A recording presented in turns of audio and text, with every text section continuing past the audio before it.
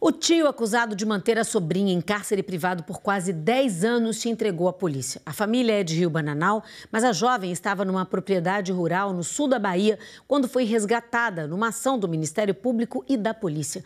O repórter André Afonso acompanha, tem mais detalhes desse caso. André, uma observação, nós não vamos identificar esse tio para preservar a vítima desse caso, né? Boa noite para você.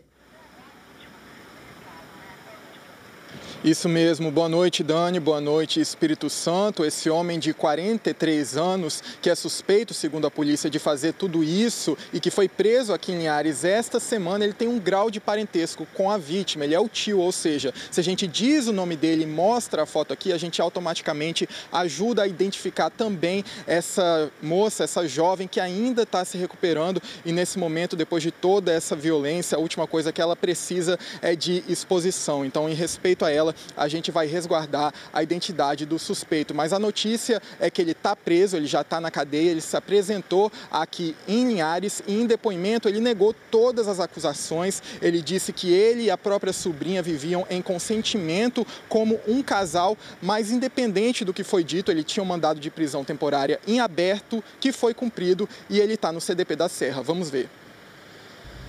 25 dias depois do resgate, o tio que manteve a sobrinha em cárcere privado por quase uma década se entregou à polícia. O homem de 43 anos estava sendo procurado pelos policiais do Espírito Santo e da Bahia desde o dia 19 de setembro, quando ele conseguiu escapar de uma operação policial montada para resgatar a jovem no sul da Bahia. A imagem do reencontro do pai com a filha rodou o país. Ela sendo mantida quase que em cárcere privado. Segundo a Polícia Civil, a defesa do tio entrou em contato com a delegacia na primeira semana de outubro, informando que o suspeito tinha a intenção de se entregar. Isso foi feito na última segunda-feira, quando o homem se apresentou aqui em Linhares junto com um advogado.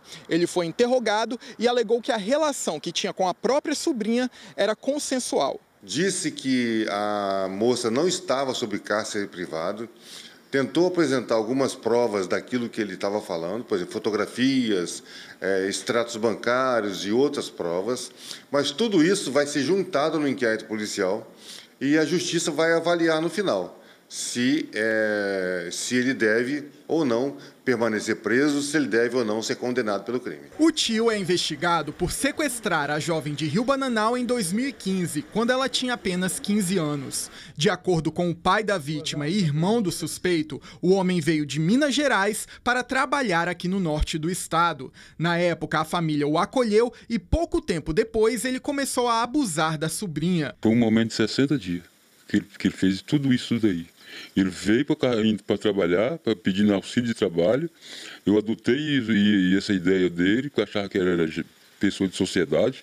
Infelizmente não é. Semanas depois, ele teria obrigado a menina a fugir com ele, alegando que mataria a família dela se ela não obedecesse. O inquérito policial apontou que a moça vivia trancada e era ameaçada, violentada e agredida com frequência, chegando até a engravidar.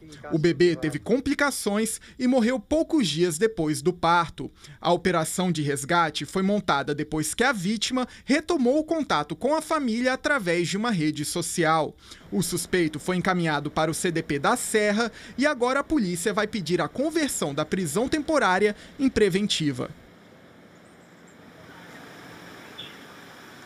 A gente também entrou em contato com a defesa desse suspeito e eles informaram que ainda hoje eles pretendem representar pela liberdade provisória dele, para ele responder em liberdade a esse processo, eles pretendem representar na vara de Rio Bananal. E eles reafirmaram o que o suspeito disse aí quando ele foi interrogado, que os dois, o tio e a sobrinha, viviam como um casal em consentimento. Lembrando que essa é uma relação que começou quando a vítima era menor de idade. Agora cabe à justiça decidir, Dani.